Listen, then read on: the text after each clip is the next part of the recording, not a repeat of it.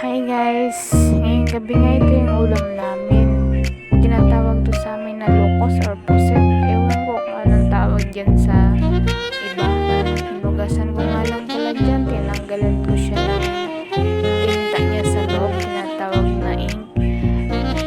Tapos binalatan ko na din siya. Pakukuluan ko lang. Bago ko isasalang para sa adobo. Yan nga. Tapos na siyang kumulo, lumambot na din siya, kaya hiwa-hiwain ko na din siya. Nagisa na din pala ako dyan ng sibuyas, bawang, tsaka luya para hindi malangsa. Kadalasan kasi na nabibili namin sa mga karinderya, medyo malangsa yung gantong luto nila sa puset or octopus na adobo.